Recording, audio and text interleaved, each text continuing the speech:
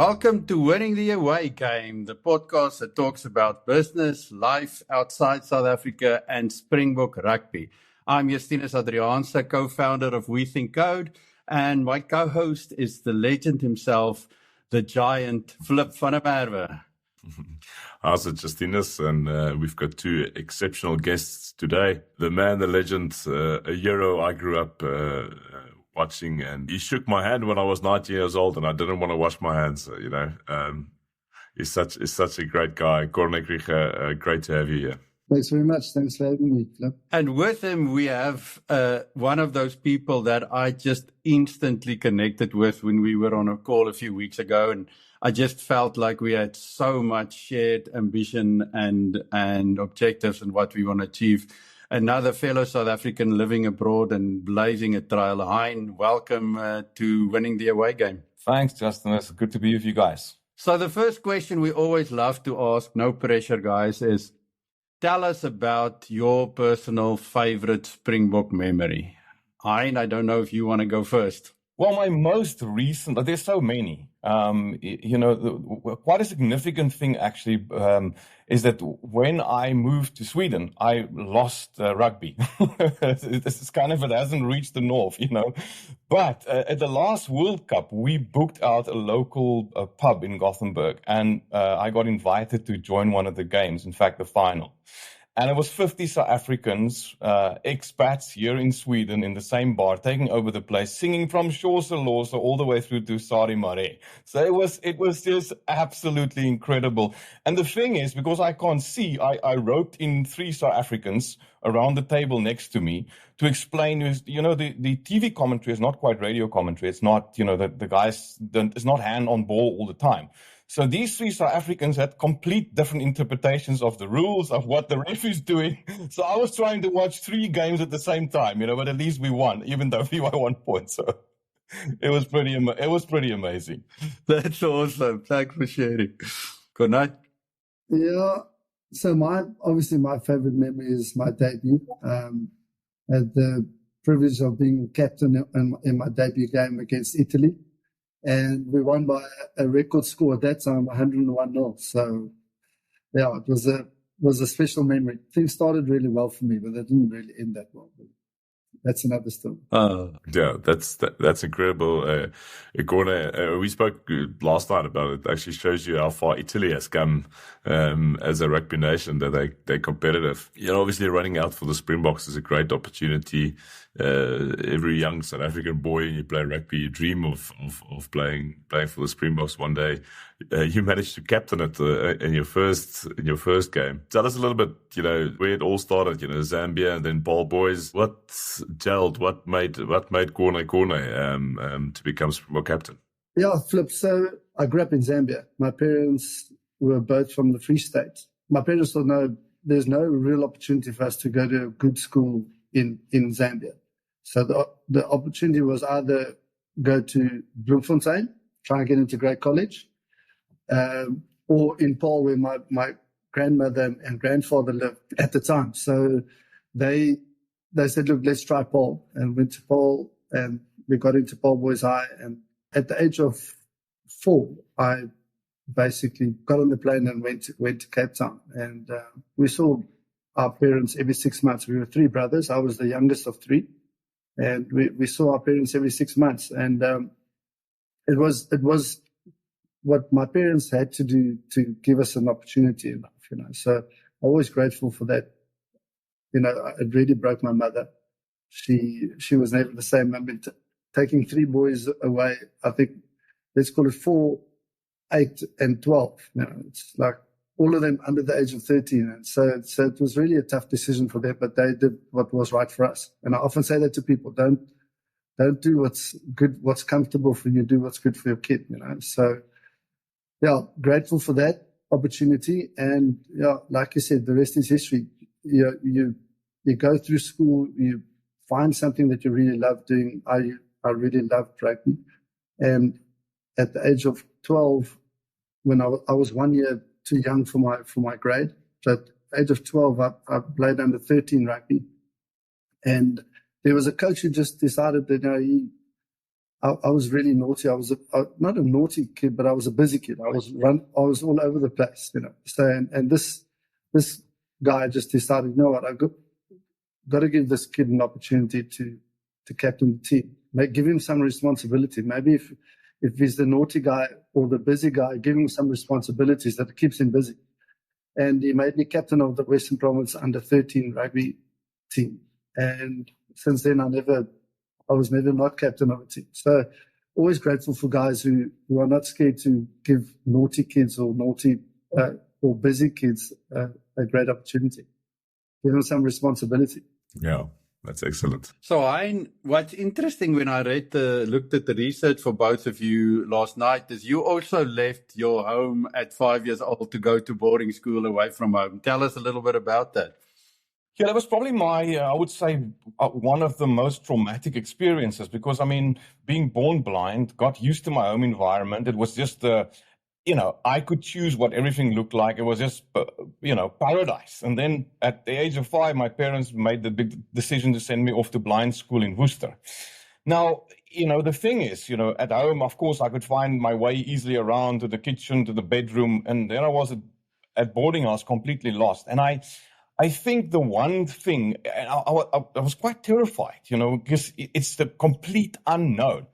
And what freaked me out more was all of a sudden I realized these blind kids are walking around making funny noises. One would click his tongue and one would slap with his hand on his thigh. And I actually phoned my mum and I said, is this a school for blind children or mad children? Why are they making these noises? And soon I realized if I don't click my tongue whilst walking down the passage, all these blind buggers kept walking into me. So I started making some noises to avoid them. But yeah, it was rather traumatic, but obviously, and I guess what for me, as a 5-year-old, every night lying on my pillow, crying myself to sleep, wanting to go back home to my parents. And I guess the thing that stopped the tears every night was the fact in my 5-year-old brain, I believed that the reason my parents sent me to the school is they're going to teach me how to see. And I didn't quite manage to do that. However, they did show me it's rather okay to look at the world from a different perspective. How long did it take you to sort of fully embrace your new environment? It's hard to say. I think it was a while. It took a little while, but then you get into a rhythm and, in amongst 300 other blind kids. By the time we were teenagers or young teenagers, we were basically running the world from boarding house. The world just doesn't know it. We got up to so much trouble. And, I think it was quite a hard job for the teachers to keep 300 blind youngsters under control. We literally, I recall, I was about 13 or 14, and we had some day scholars, at school as well, living in Worcester. And then, and in the evening, we would literally go out partying with them or, climb down from the second floor story of the boarding house, use the pipes on the outside of the building, climbing down. Just when we think it's dark, we just hit the road. So now we got up to all sorts of trouble. And it was ultimately it was an amazing experience. And they. What wonderful teachers. I remember this one teacher of ours, he started, and I think that's what inspired me to get involved into adventure. He started a mountaineering club at blind school. Now, I can imagine that the school's governing body was not too happy about that. And only later in life, we climbed every single mountain around Cape Town, the whole of the Western Cape, even up as far as Graaff-Reinet. And I only later in life discovered that all he was trying to do was to show us that, there's going to be many peaks you have to climb. And if you can reach these heights, you can literally reach anything. It's actually quite interesting as I listen to you guys, that between Worcester and Paarl, there's literally a mountain between, but it's like a very small geography where you two grew up, and it's quite interesting. Gordon, so at 13 years old, make the naughty kid captain, and it definitely worked. It worked for the school, definitely worked for South Africa as well.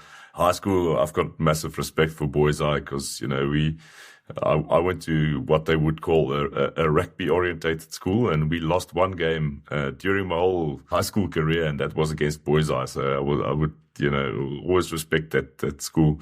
And, we are products of the teachers that those hands we go through. The people that form us, up until 18 and then 19, you're a big man all of a sudden. What do you say? Where were the critical moments in those teenager years when you grew up that formed the captain that is Gordon Krige? Yeah, I think the most important thing was that discipline was massive at Paul Boys High. They were all about, respect and discipline. Those are the things that they really focus on. And at that time of my life, I really needed that. So I always say to people that I was definitely ADHD. I wasn't diagnosed, but my tablet wasn't round. My tablet was quite long. It was quite a long cane, and I got caned so many times at Paul Boys High. And what was great, Flip, is that it was a correction. It wasn't a punishment. It was, and there's a difference. There's a difference between that. That if you focus on punishing people, and every time they make a mistake, they get punished. There were so many teachers there that cared for me, that pulled me in and said, "That's not the road we want you to go on. You need to go on this road. We need you to be disciplined in this." So that discipline and the caring of all the teachers was massive, and it made a big difference in my life for sure. Because I only saw my parents, twice a year, in June and December. So it made a massive difference to me.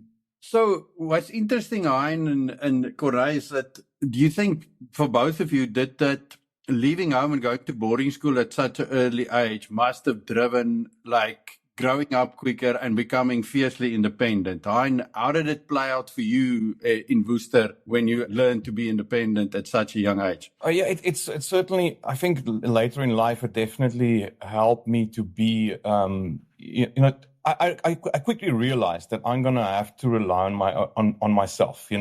Of course, I had an infrastructure around me and support from the teachers and my parents, of course. But you were basically forced to fight for yourself from a very young age, and that definitely made me more independent. And come to think of it, as a blind person, what is the one thing, that we all strive to be, is to be independent. And I guess the school, in many ways, and growing up, in boarding school, showed me that you're going to have to rely on yourself, fight for yourself.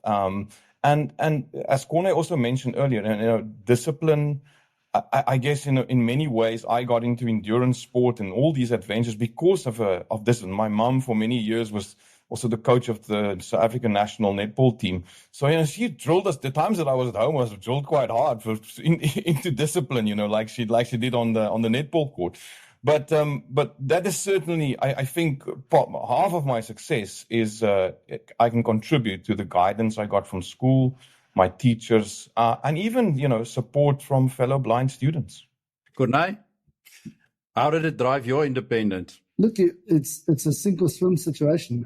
You either got to swim or you're going to sink. And we realized very quickly that there's nobody to phone. I mean, those were the days before cell phones, so there was still a ticket box in the boarding house.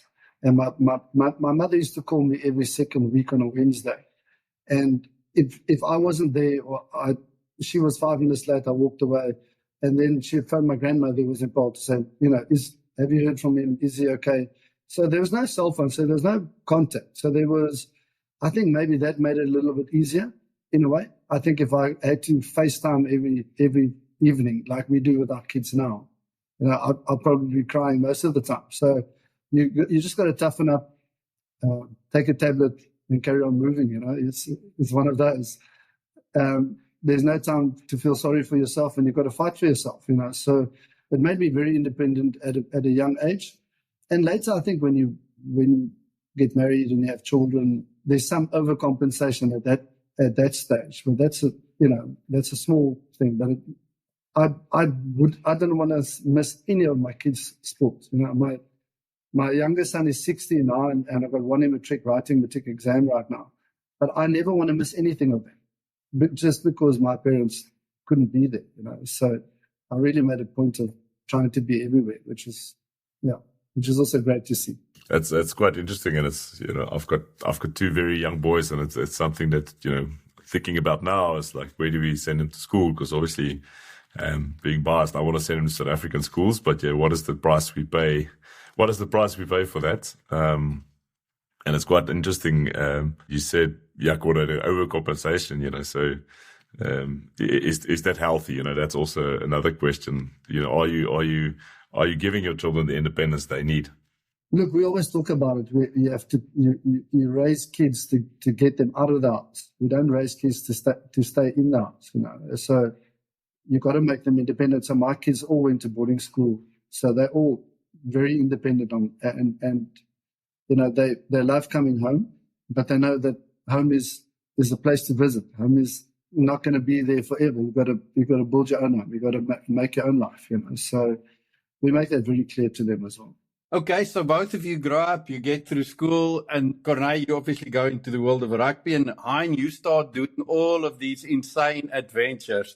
Tell us a bit more about that, what led to it, and tell us a bit of all of the things you've done. So it's interesting how this came about, Justin, is because, I mean, I wouldn't say I was a born adventurer, but I think I was about 16 years old when I got so absolutely gutful of sighted people talking about Table Mountain, this picture perfect postcard view. So I was like, okay, well, how am I gonna get my head around this? So climbed Table Mountain 6 times and from different angles.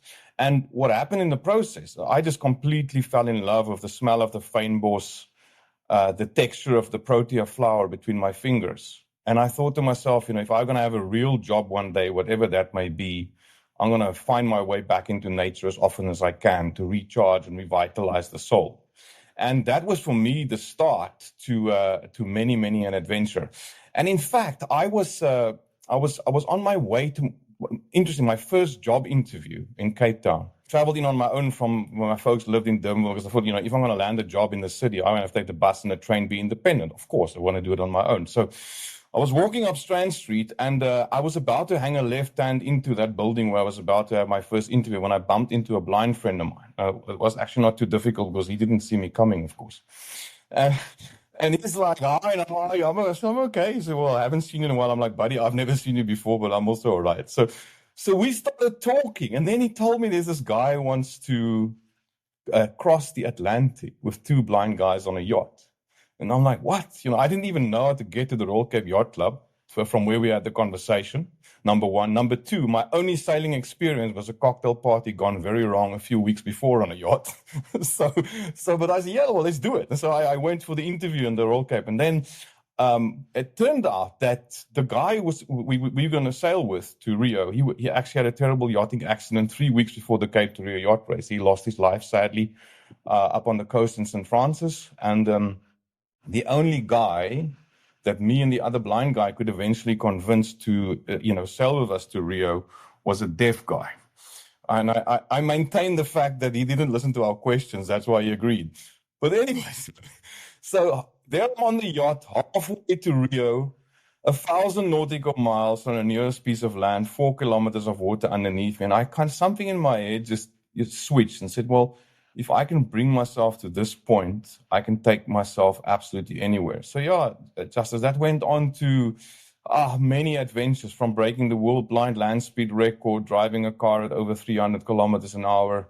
The Blind Cricket World Cup was an amazing event. I went on to cycle the Absa Cape Epic on a tandem, and it's one other thing me and Corneille has in common. Doing Ironman and doing a lot of extreme adventure. But I guess at the end of the day, all of these things, my single greatest achievement to date has got nothing to do with any of these. My single greatest achievement is accepting my blindness unconditionally. Because when I did that, it opened a world to me that I didn't even know existed.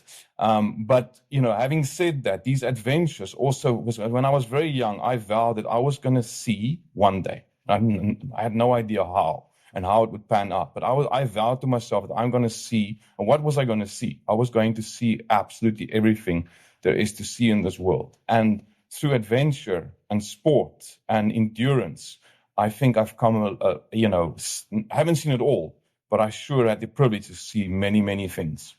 I think that whole idea of you accepting your blindness completely and unconditionally is such an amazingly and powerful lesson. I think all of us have something that we gripe with, that we And I think once one, just take it, it is what it is. It's a very simple saying, but it is really what it is, What was the thing that finally got you to that point? Because, I assume you thought about it for a long time, and it's something you rallied against. And what was the final straw that broke the camel's back that made you say, I'm just going to completely embrace this? I think it was a process. I guess it took me half my life to accept my blindness. So I often also get asked the question if I could see tomorrow and the technology evolves to the point where, guaranteed, go for an operation, write a big check, and tomorrow you can see. I would not take it, because it took me such a long time to get used to to who I am, to what I stand for, to be at peace with me, my world, my values. And I wouldn't want to change that for anything, not even for the ability to see. But it wasn't one single thing, Justin. I think it was many, many things that led to that.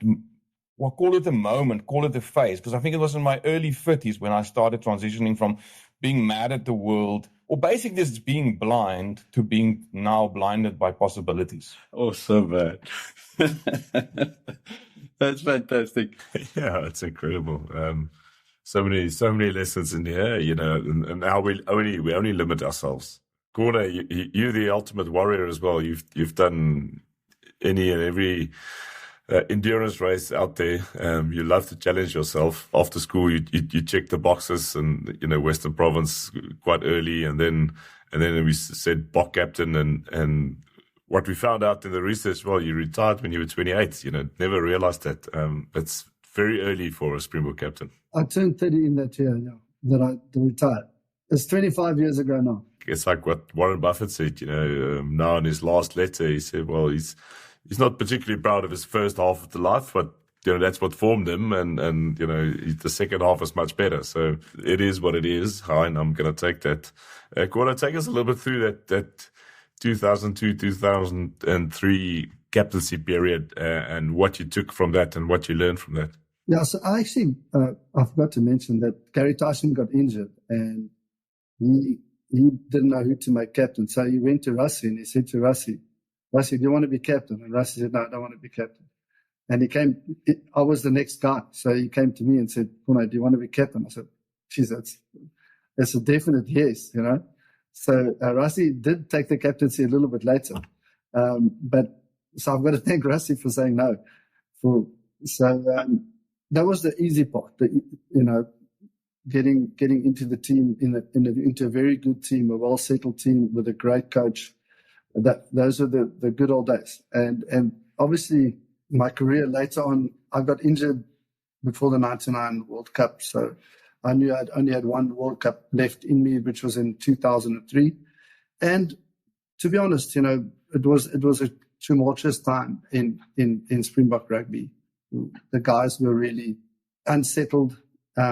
It was, I remember playing under 21 World Cup where it was in 1994, and Nelson Mandela had just been released from prison, and we went across, played in France. New Zealand didn't take part in that Junior World Cup, but we didn't have a national anthem. The stem was banned, and Nkosi Sikelel wasn't there. So we had a minute silence when everybody else sang their anthems, which was crazy to think, And then the other thing is when Nkosi Sikelel did come, nobody could sing the first part of the anthem. And only when Eddie Blofeld almost started to come in, then Afrikaans and English, everybody knew, and they started singing that. So we had people come to our hotels to phonetically describe how we must sing the national anthem, Nkosi Sikelel, Africa. So it was, now the kids sing it at school. Now, when you go to stadiums now, it's not half a minute of silence and then Eddie Blofeld hymn. Now it's people sing from the first to the last word. So it was a transitional time in Springbok history and in Springbok rugby especially. And it was a privilege to be part of it, but it was tough. There were tough times. There was a lot of political interference. Hard as a captain and a coach because you're absorbing all these things. You're trying to keep it away from the players. But still, there's still great memories and still a great honor represent your country and to play in the World Cup in Australia, which was amazing. And, we came up against a very good All Black team in that quarterfinal, and we lost, and they deserved to win, and we fly home. I was saying to the people when we got home after that World Cup, lost in the quarterfinal. There were 2 people and a dog there, I think, at the airport. It's weird how so many people are there when you win the World Cup. The whole airport's full of people.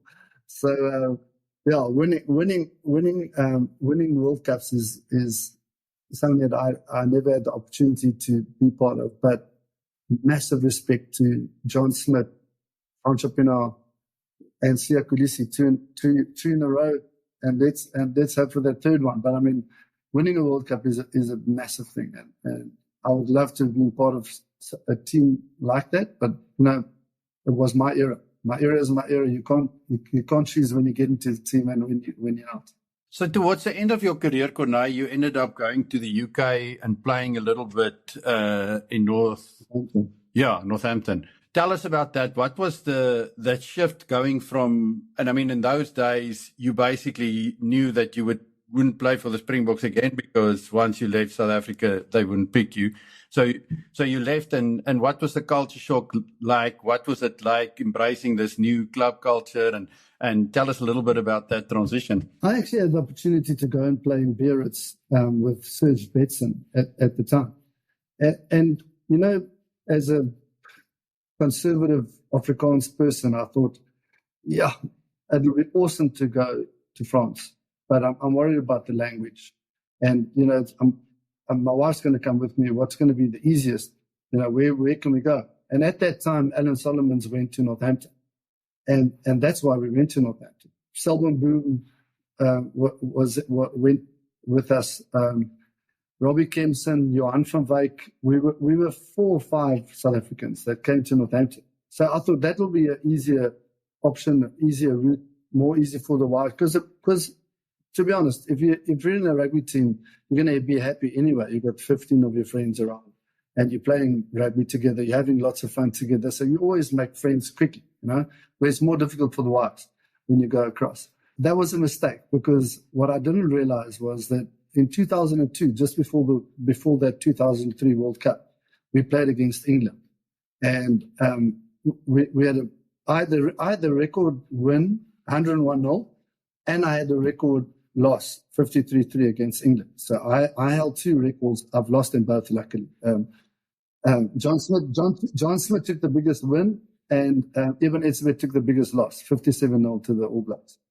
So we played against England. It was a brutal game, and obviously I got involved in a lot of stuff where I shouldn't have got involved, and there's enough footage of that. But then I went to England literally 2 years later, and I can tell you it was hostile in the beginning, because they weren't that friendly to a Springbok captain who had beaten up a couple of players 2 years before. So when I got to Northampton, here's a great story. I got to Northampton. My wife, she came a little bit later. Justine came a bit later, and in the first week, the newspaper wrote that if Northampton Saints can contract Corne Krige, they might as well contract Osama bin Laden and Freddy Krueger with him in the Lustria. So I've been likened to Osama bin Laden, which I thought was quite cool, actually, because that's radical. Anyway, the English fans weren't that happy. They were saying they're not going to come to the games anyway. Alan Solomons decided to then make me captain. Now you got to remember in that team, there's a couple of World Cup winners. Ben Cohen, the hooker, I'll think of his name now. Steve Thompson, Paul Grayson. There are a couple of World Cup winners in that Northampton team, and he made me captain. I said to him, "Solly, I don't want to be captain. I don't have to be captain. I've been captain of all the teams. I'm more than happy to just sit back." And he said, "No, I want you to be my captain." So anyway, in the end, Solly got fired because we lost, I think, 7 games in a row, and Solly got fired. So I resigned as captain. I said, "Guys, I'm out. I'm not going to be." I'm not going to be captain. So I actually enjoyed the last 6 months more than I did the first year and a half. Yeah. So, Hein, you also built this amazing life in South Africa, did all of these adventures, and then something happened to pull you towards Sweden. Tell us about that story. Yeah. I just want to go back to Corne's comment about the two guys on the dog at the quarterfinal exit. There was actually just one guy, because the second guy was a blind guy with his guide dog who thought he was at Belleville Station. So sorry, Corne. It was only one. But well done on that. Well done on that recovery. Well, a great story. So I actually, Justice, I happened to I was working in IT. In fact, one of my last real IT jobs was working for Mark Shuttleworth's company back in the day in the SSL digital security space. And this was mid 2004, 2005, I got invited to speak at a local school. Just tell, the kids, one of the principals asked me, can you come and tell the kids about your life as a blind person, the adventures you do? And the kids quite liked it. There was a few parents in the audience. And before I knew it, I got in some corporate invites. I was a rookie. I mean, in the speaking business, I didn't even, think about this. I didn't even know what people look like on stage when they speak.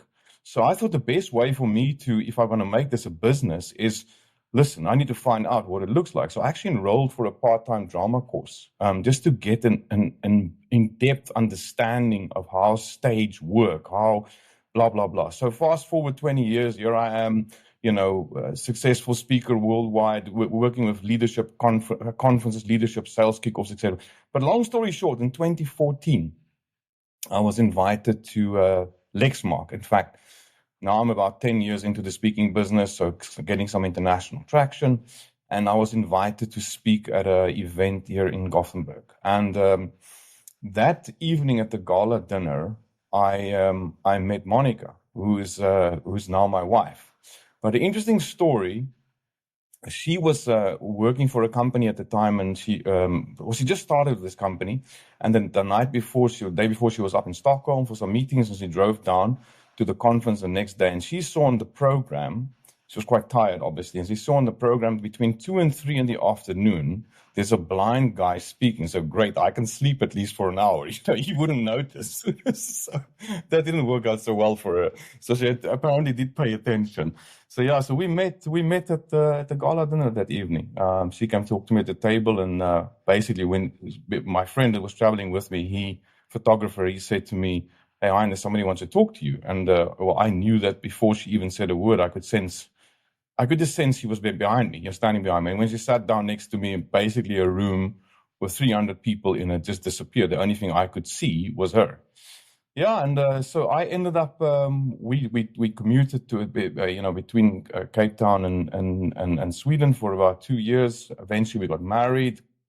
And I settled here in Sweden. Still struggling with the long winters. I don't think that as an African I'll ever get used to the cold. And interestingly, I never thought that the darkness would affect me as a blind person.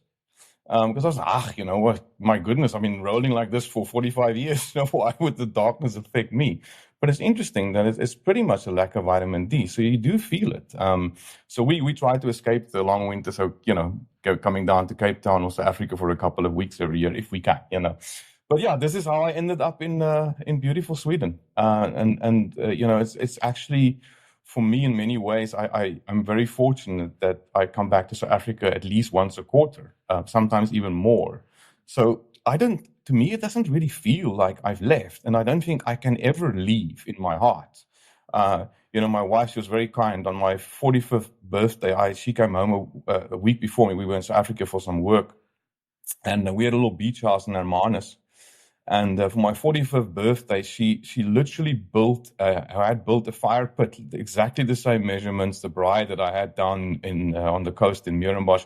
She even flew in the stainless steel toeknyp rooster, braaibak, everything to make it perfectly South African. So I'm teaching these Swedes how to braai, even in the dark. It's only 36 here today, Hein. Yeah, thanks, Corne. Thanks.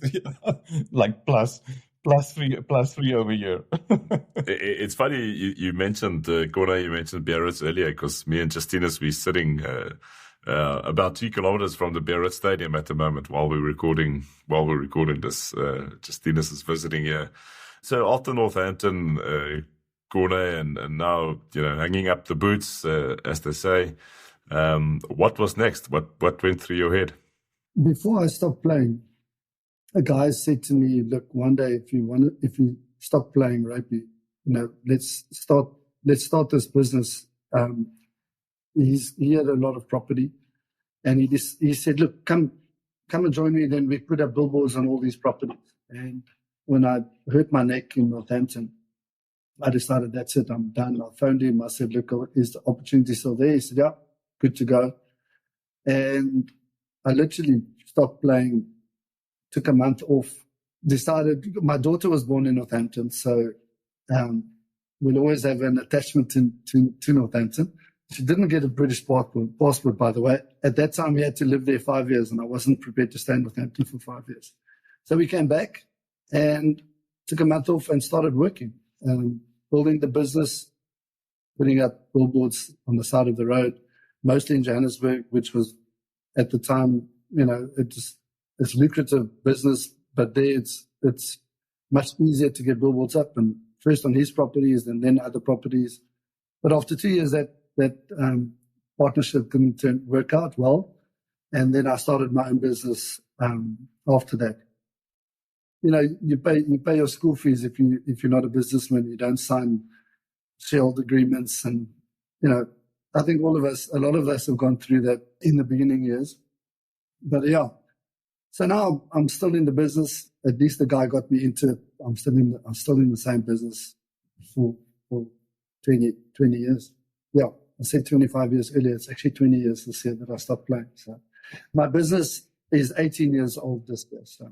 And what was the biggest challenge for you, Corné, in that transition? What was the hardest thing for you to learn or to acquire or to deal with? Justinus, I think the biggest problem, I think, for most athletes is that your life's organized for you, and you get paid a big salary, and you guarantee that income at the end of every month. Then you start your own business. There's no guarantee of income. There's no reward on a Saturday. Where you work hard in the week, on Saturday you play rugby. That's your reward. You run out in front of 30 or 50 or 60,000 people, sing the national anthem, whatever, that's rewarding. Now there's no reward, and you got to get your head around that. And I think the one thing that saved me in a way was that I really focused on not being, when I was Springbok captain, I tried to keep in touch with my school friends, and I say this to the young kids as well. So you must never attach who you are as a person to the title that you have for a very short period of time.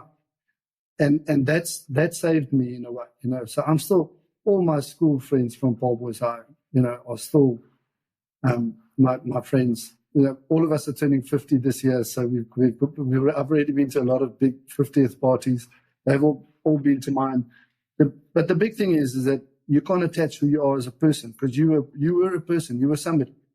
And Siya Kolisi is gonna experience that as well. He was Siya Kolisi. Now Siya Kolisi became the Springbok captain. You can't attach who he is as a person to that title because mine was a very short period of time. I was captain for 18 matches, where he's 60 plus, I think, and a couple of years. So that transition from hero to zero, relatively large amount of cash in the bank to zero. So that then you have to have strong principles. You've got to have strong religion. You've got to have strong family. You've got to have family values, and then you're still going to struggle.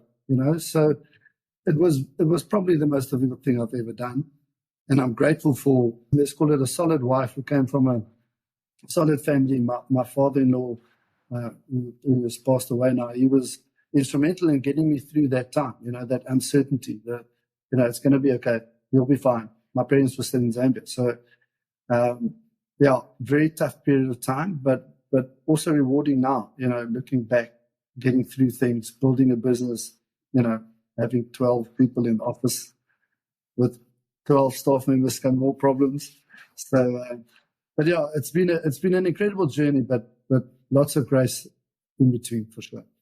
That is, it's pretty much what I'm going through now, Corne. So I can echo your sentiments, and it's what I do enjoy is you just in the same breath said your company is 18 years old and we're still building and still learning. And I think that is what it is to go back to Heinz words. It's I think often we should not get ahead of ourselves because we played Springboks, we're Springbok captain. You think people will treat you in a certain way, but then you face up to a 24-year-old that knows how to code in Python, and you're worth nothing. So it's a constant learning curve. Hein, what did you learn the most when you moved to Sweden? What was the immediate attraction to the community around you? And as South Africans, we are unique in certain ways, and we expect certain things. How did you adapt to that community? It's so different to what we grew up as South Africans, from a cultural perspective. And I think anybody that leaves South Africa, that is used to sunshine, braaivleis, rugby, cricket, and all the lekker stuff, is all of a sudden you go like, not that you think the rest of the world is this, but when you realize that it's so far from the reality of the Swedes, that particular lifestyle, you kind of can feel a little bit like a cultural orphan. But I think what helped me is obviously my wife being Swedish, she had a great friends, great infrastructure here, and I mean the country. It's an amazing country. Sweden is really, I'm so privileged that I'm able to live and experience the best of both worlds. Because Africa had the best weather, the best. It's social, it's lovely, it's lekker. And in Sweden, I mean, it's everything works. Like, for me as a blind person, it is probably one of the most accessible countries. I mean, I can be completely independent, whether it's, jumping on the bus of my daughter, heading into the city. I mean, it's just I can be completely independent. But it was quite hard. Interesting when I got here, obviously, I was doing more and more work at the time also in Europe, but all of a sudden I didn't have that, because Africa I was landing up to 10 gigs a month in the speaking business. And that obviously when I changed address, that soon started to dry up. So it was really hard to, sometimes you go like, I mean, of course I made a decision with my heart to come here, and that's why I'm here. But some days I certainly had some doubt, where I thought, like, was this the right thing to do? Shouldn't we just all pack up and move back to South Africa? And I don't regret that at all. Just to give you a little example, when if you think back of the COVID days, so the rest of the world, South Africa in particular, had some serious lockdown, as you all know, and we had all these rules, and Sweden, there was none. It was life as usual. I think 18 months into the pandemic, they started to say, maybe you should consider wearing a mask on a bus. It was so, people just went about their daily lives. And the interesting thing is, then they started to put down these markers on the floor. When you queue in a shopping center at the pay point. So 2 meters, you have to stand 2 meters behind the other person. So the Swedes went, we're so tired of this. Can we please go back to the 5-meter rule? It was the one before COVID even came. So people know how to keep their distance in this, but actually, once you get to know the Swedes, they are really, really wonderful and very engaging people. But I guess for me, picking up your roots is never easy. But once if you make a decision, I've learned in life, if you make a decision, stick to that decision. You can't sit and ponder it. If you made that decision with all the information available at you, knowing, understanding the risk, and you decide to dive into it, then do it properly.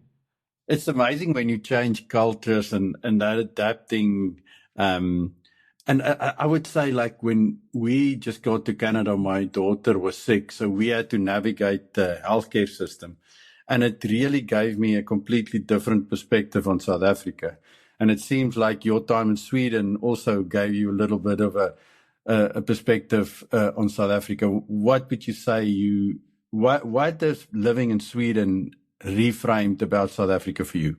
Yeah, I think the one thing that it showed me also is that with the right what's the right word?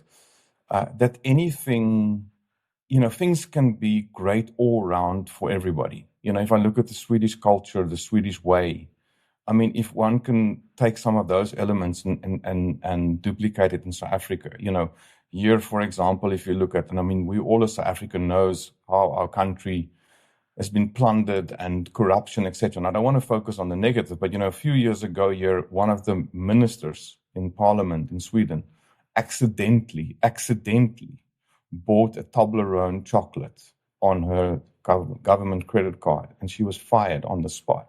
I mean, this is for $10 or something like that.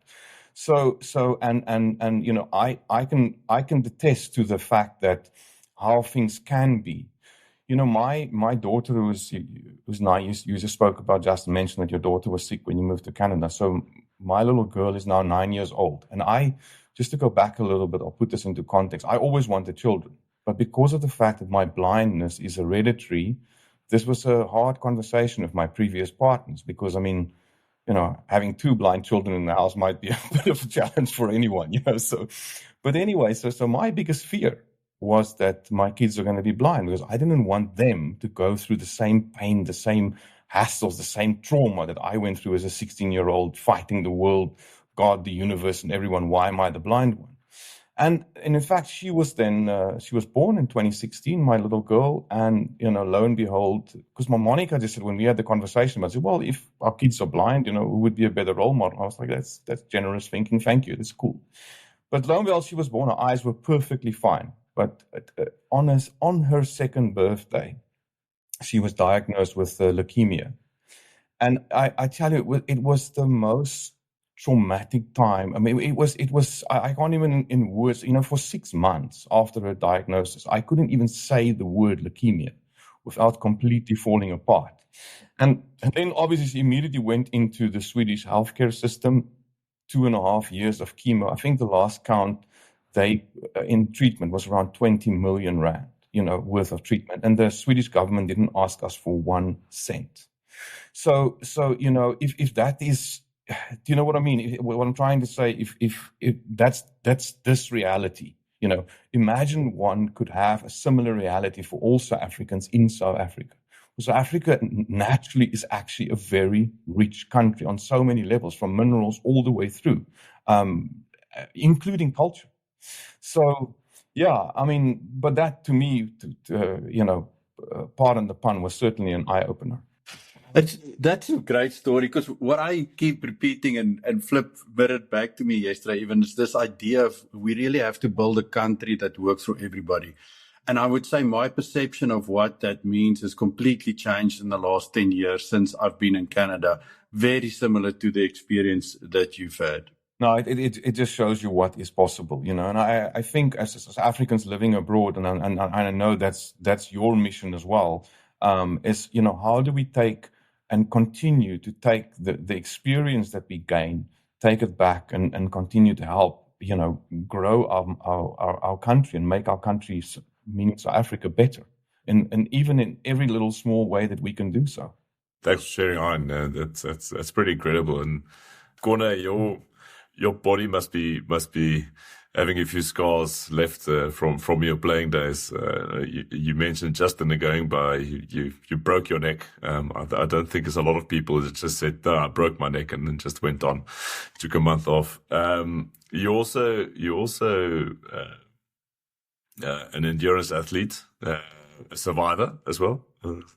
Almost forgot about that one.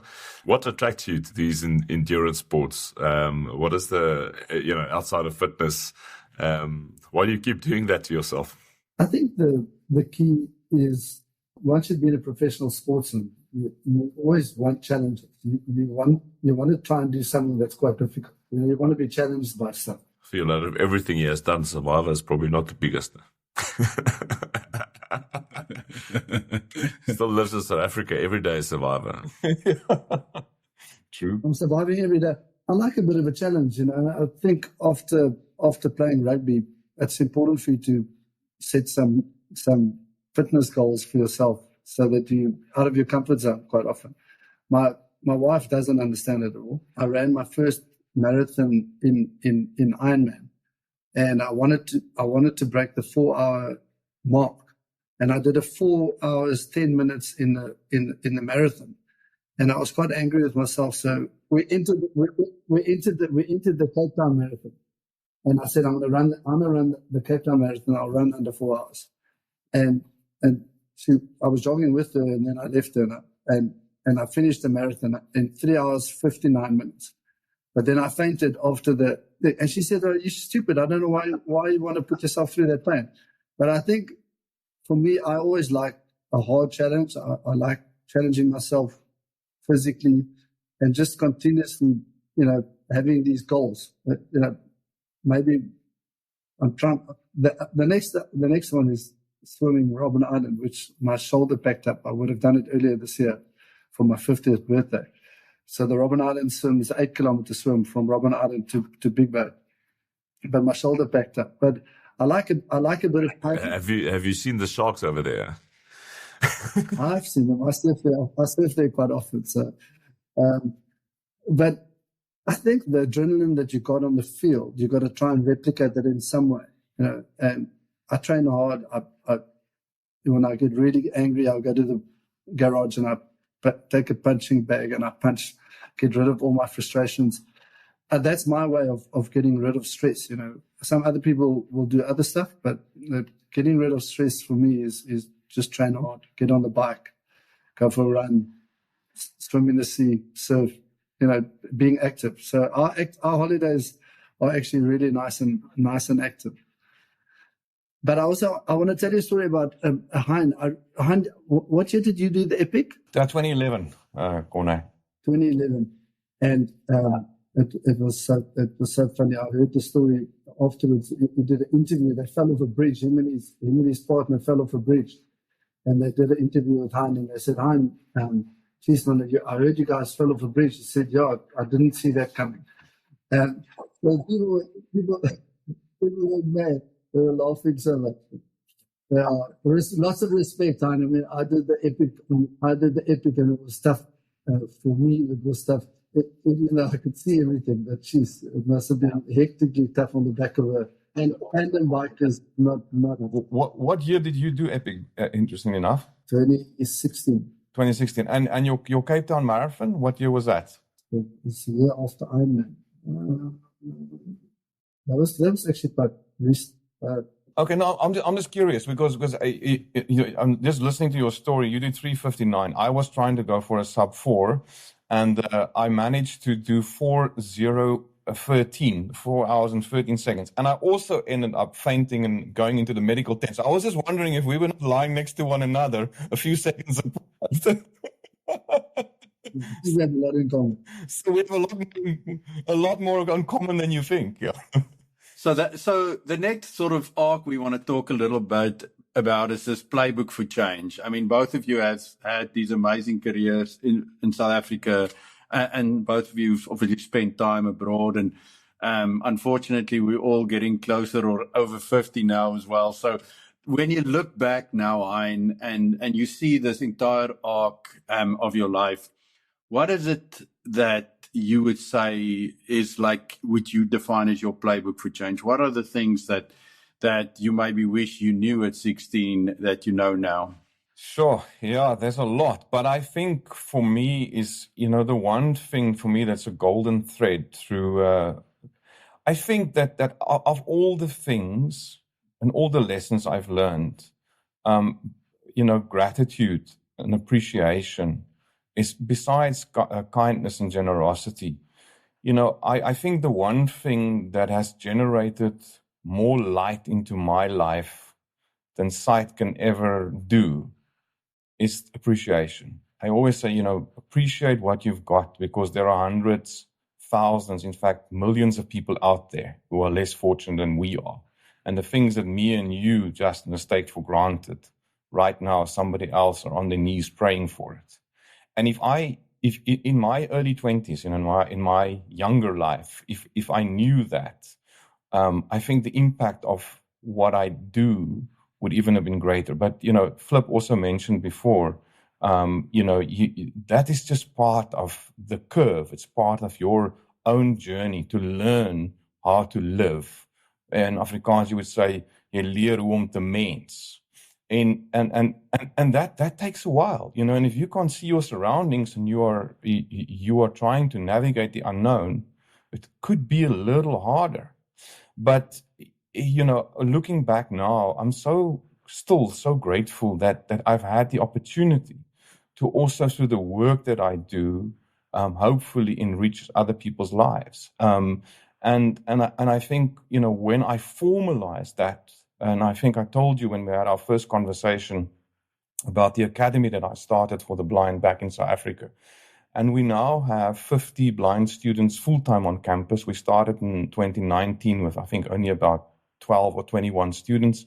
We have 50 full-time blind students on campus every year now. They live on campus 3 meals a day, and they all come from very, very, very poor South African communities. I mean, imagine you live in a township, number one, and you can see. Now let's take it to another level. Imagine you live in a township and you cannot see. Some people would probably say you're better off, but just trying to navigate, that informality, just trying to navigate everything what's happening in a township with a white cane, if you can afford one. Come to our campus, once the guys finish matric, they come with us. And last year, we had our first cohort of blind students who qualified as cyber security analysts. And today, in Absa Bank in South Africa, in their security SOC, they have the highest percentage of blind cybersecurity analysts in the world in their security SOC because of our academy.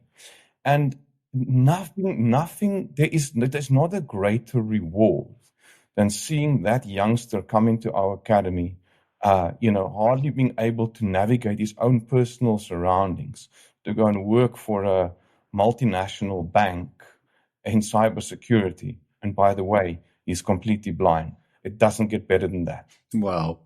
That's awesome. Yeah, that's pretty incredible. Gordon, you do some motivational speaking as well. Another thing you guys have in common, you guys are basically brothers. You need to go check it out. Yeah, exactly. We're going to meet up in Melkbos soon. Go surfing together.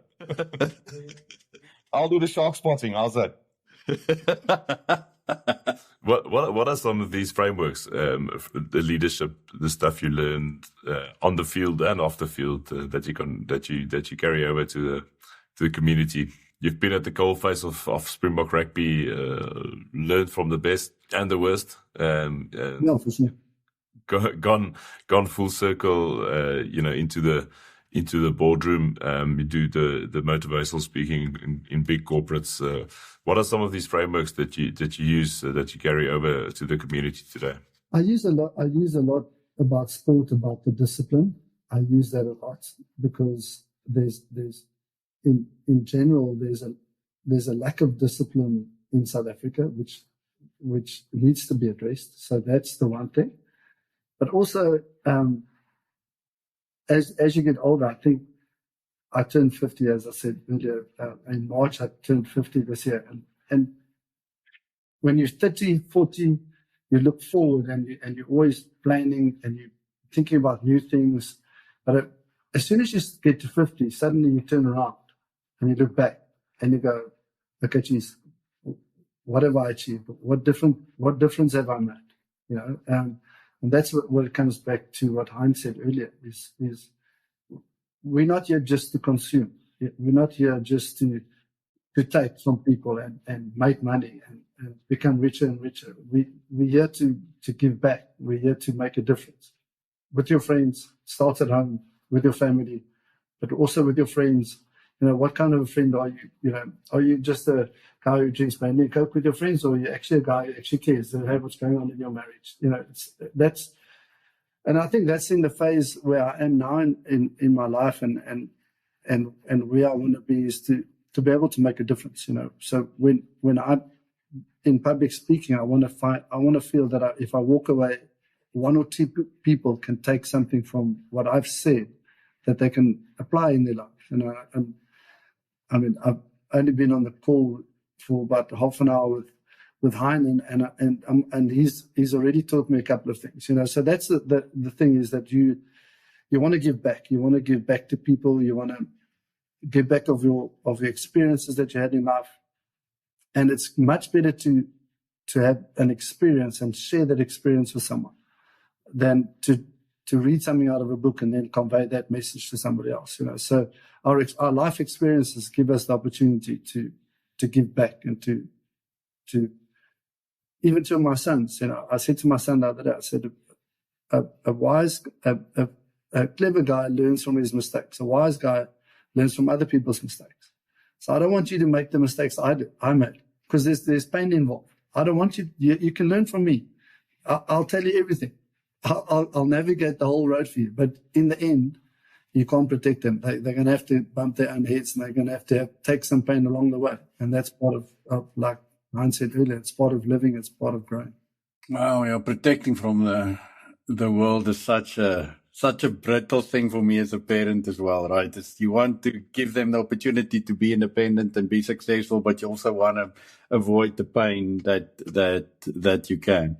Hein, you've come also full circle in your academy. That is the shining light for what it does for the beneficiaries.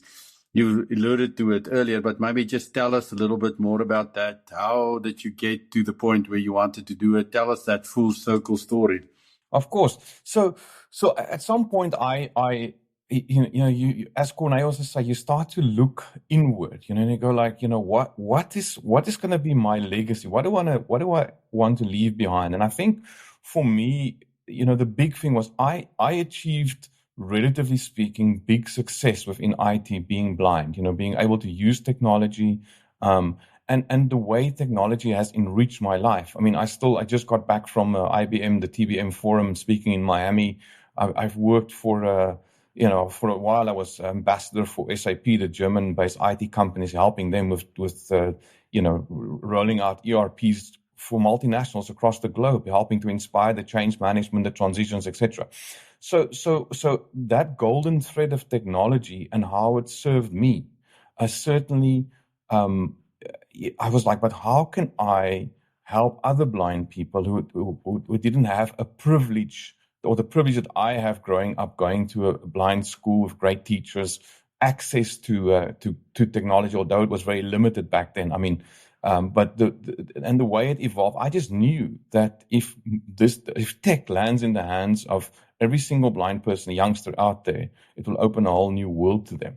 So that was what started it off. I mean, just to give you an example of how the tech, and then I'm going to answer the rest of your question, but that kind of folds into that. And with tech, so a couple of years ago, I mean, I use a normal phone, iPhone or Android. It's got voice software, screen reading software. So whatever I touch on the screen, it would read it back to me. You can manipulate it in many ways, whether it's LinkedIn, Facebook. The same on my laptop. I use a standard laptop. It's got voice software that reads everything back. But a few years ago, this guy developed an app called Be My Eyes. So all it is you sign up as a blind person.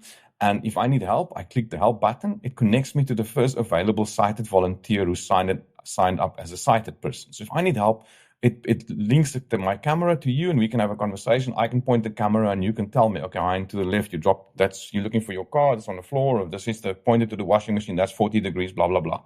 But then they took it a step further, and they started building AI into this.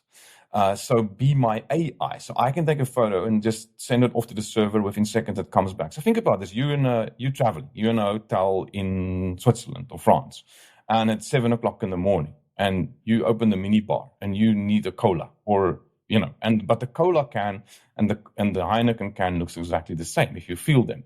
So at least the AI will tell you the one on the left is the cola. Sometimes 7:00 in the morning you need the Heineken, but most of the time you need the cola. So it's just it has opened. So I mean, I don't walk.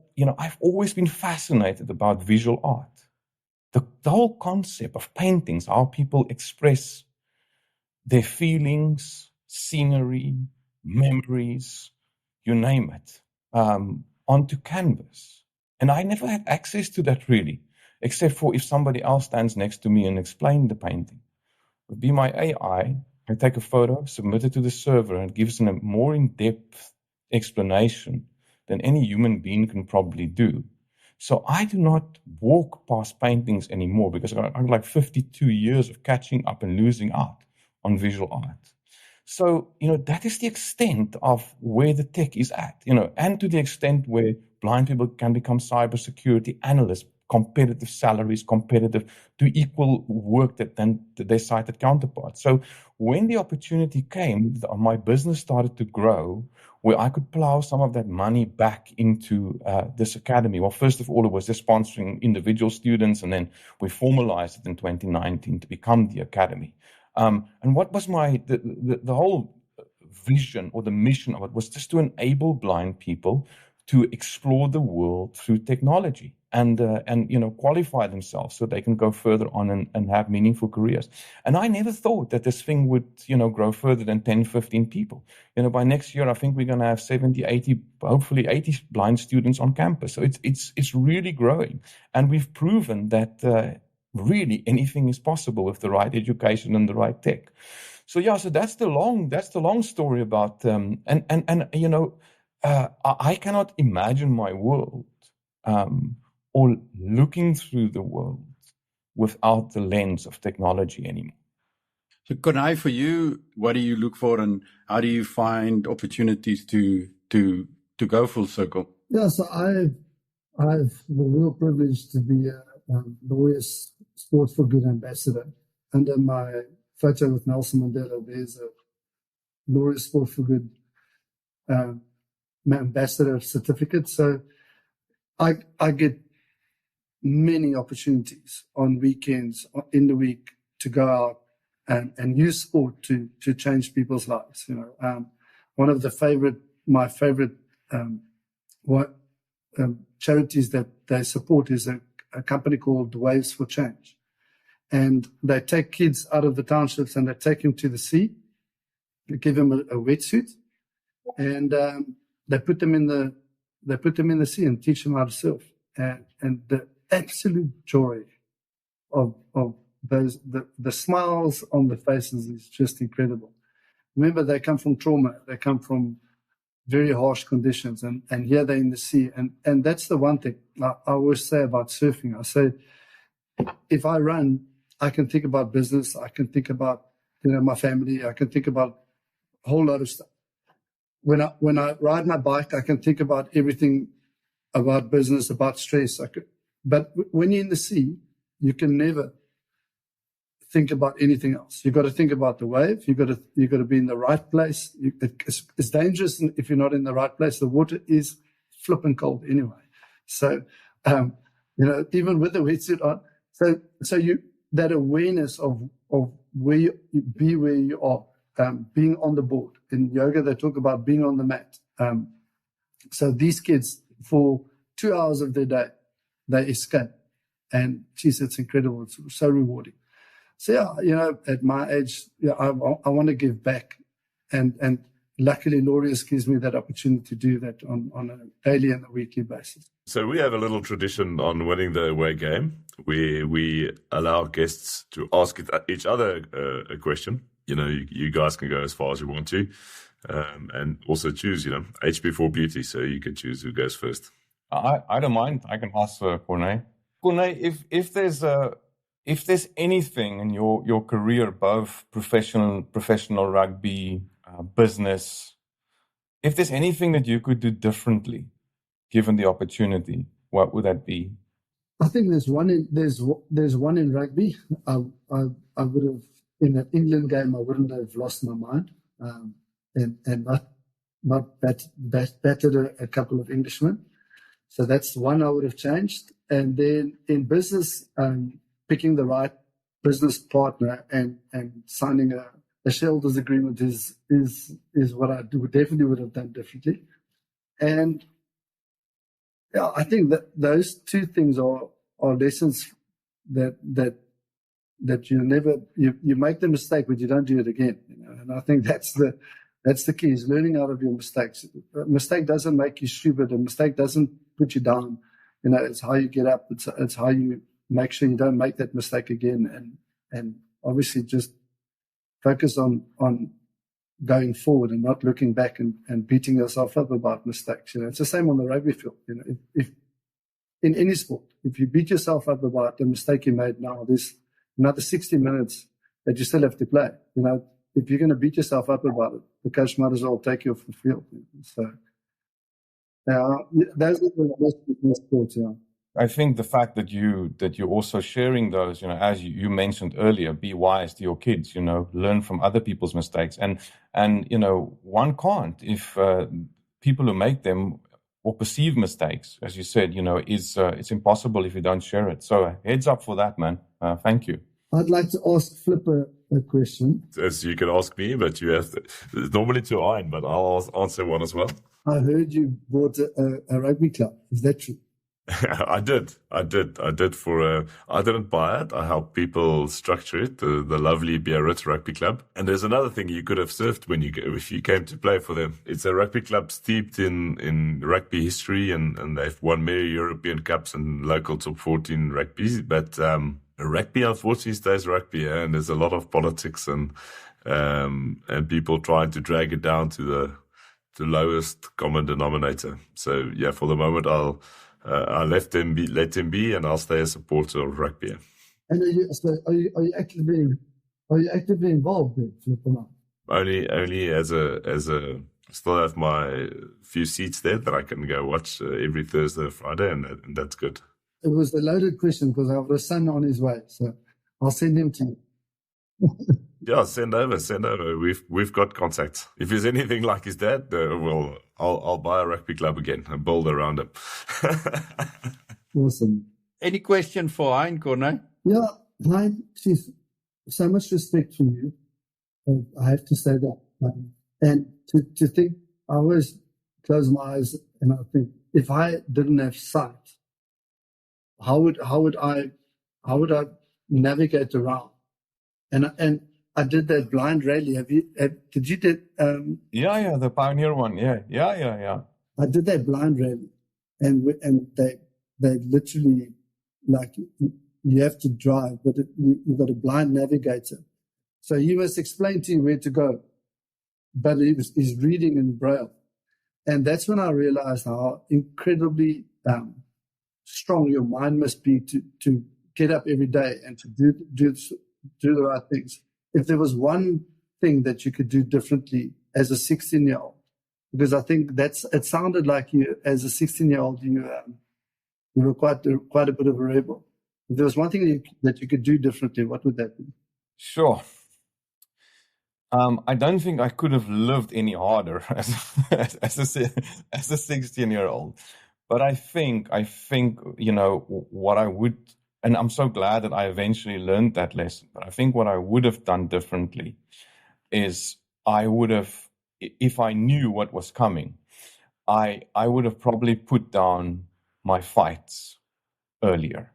Because I spent so much time as a teenager fighting God, the universe, and everything, questioning the fact that why am I the blind one? Why not somebody else? And then, the minute I put that down, it was all revealed. Then I could see clearly.